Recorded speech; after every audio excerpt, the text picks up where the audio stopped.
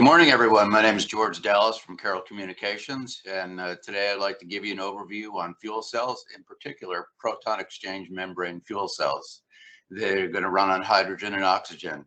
And I'd like to thank my colleagues, Bill Bradford and Joe DiCarlo, who've been coaching me either on batteries or fuel cells for the last 20 years. Next slide. We have an outline today where I'll discuss a little bit of the history of fuel cells, where they're used for, and I'll give you some applications comparing to batteries. And at the end, we'll have a little bit of video on a hydrogen-powered car. Next slide. The objective, at least over here in this particular application, is to understand how we're going to power the next generation of vehicles, but do it in an environmentally friendly way. With fossil fuels, we have exploration, drilling, refining, transportation, and emissions. But with fuel cells, we can redirect this and have on-site green energy production, generate electricity where the exhaust gas system is water. And even IKEA is working on that, and they're starting out with a little starter kit over here with hydrogen and oxygen to make water. Next slide.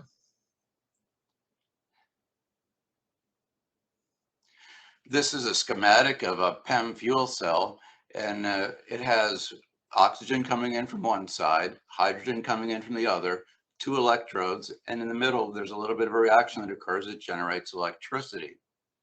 So you have hydrogen and oxygen coming together, and you get water, heat, and electricity. It's quiet and has no moving parts.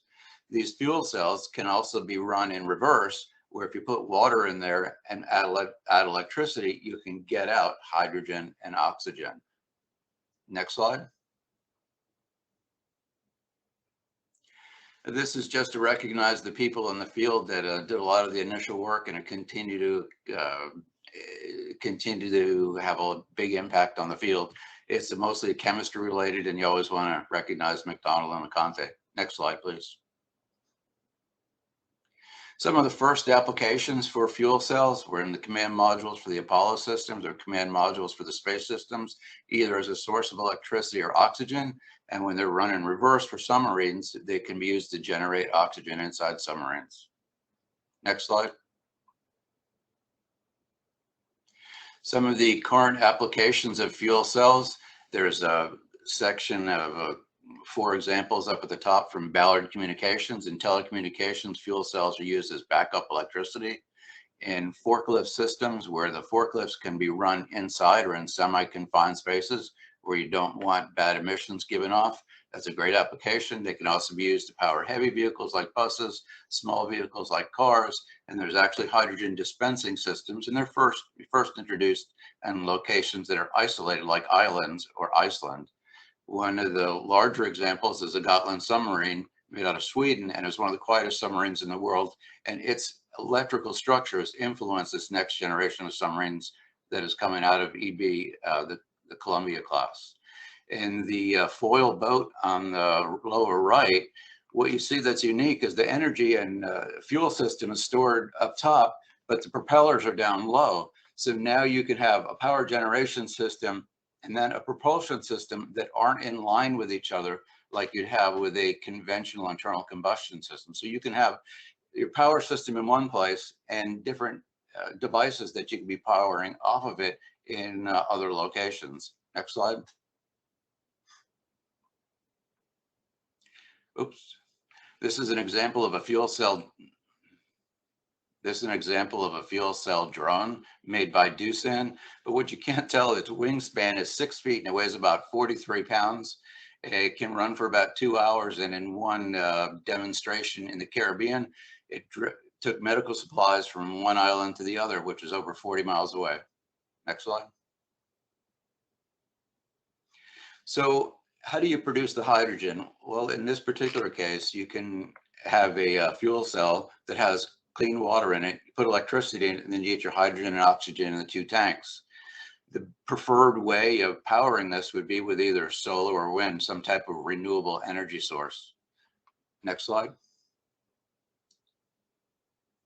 So the hydrogen generation is actually the central part of this whole system, and then it's better to have vehicles that come out and back to this energy source to be refueled, like drones or ATVs or boats.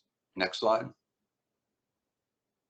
So it's definitely that hub and spoke system that you're trying to set up. This is an example of a fuel cell gem car that was made by Ballard and made by Hydrogenics over 20 years ago. If it was going to run on batteries, 6 batteries, about 350 pounds, that have about a 25-mile range. But with a fuel cell system put inside there, it can run anywhere from 70 to 100 miles at up to about 50 miles an hour, with only 4 pounds of hydrogen compared to 350 pounds of lead acid batteries. Next slide. So you have to open up your mind a little bit when you're thinking about fuel cells. You're just managing electricity. So you can have an DC to AC converter system on there. So now besides having a vehicle like an ATV or a car, you can also have a mobile generator. You can back these up and power up barracks, power computers, power lighting, or power other types of equipment. Next slide.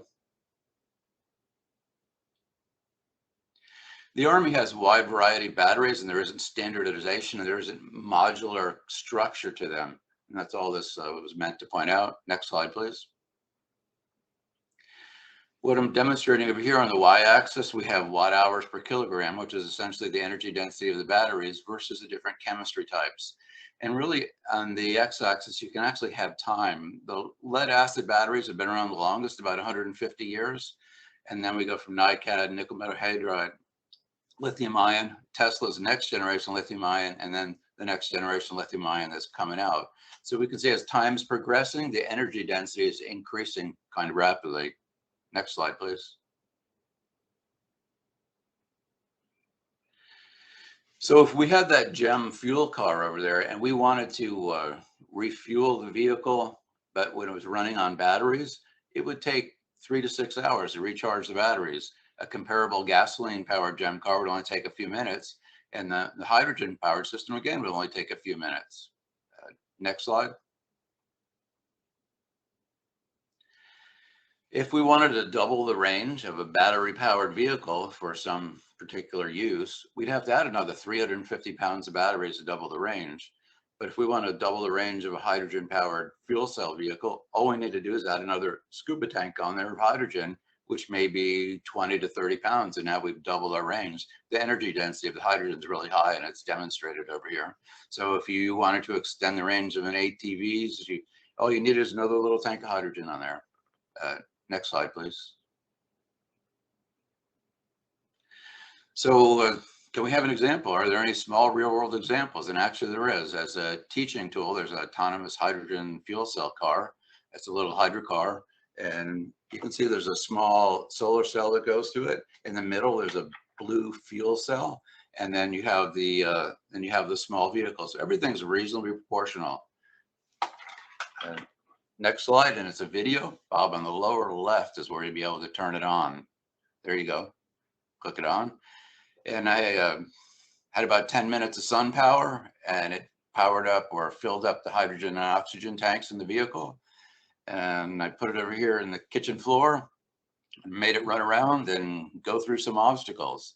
So with about 10 minutes of solar charging on even a grayish day, I got 3 to 4 minutes worth of runtime out of this vehicle. So everything's reasonably proportional with hydrogen fuel cell systems. Next slide, please. So this gives us a list of negatives and positives. And on the negative side, okay, you have to set up these hydrogen generation sources and it requires clean water. But on the positives, there's a huge list of positives and a huge list of design options that you never have with internal combustion engines. You can run silent watch, you can run scouting, redundant power supply, search and rescue over a wide temperature range. And these really work in a nice campus setting. So our strategy, our next steps going forward is to set up these hydrogen campuses where you have in the center, you have the hydrogen generation system, and then you have these vehicles that are running in and out of it, not just to make a car.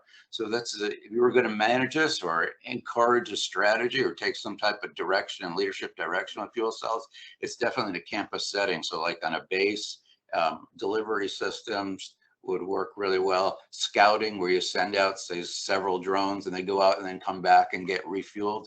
It's a great way to structure the next step in this hydrogen system. So you need both the hydrogen generation and the hydrogen powered vehicles. And then next slide, please.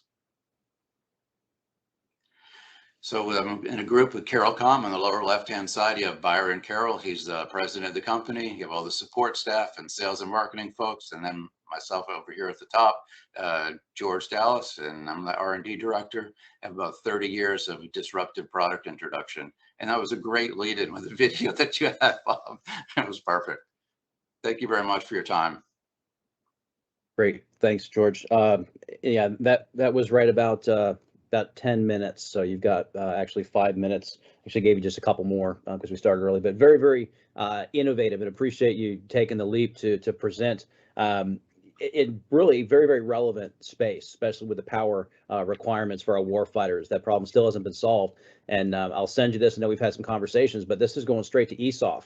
When you look at the USSOCOM broad agency announcement, go to the power and energy tab. Advanced power system technologies for improved battery and other energy storage device capabilities for use by special operations forces, undersea vehicles, ground vehicles, other things.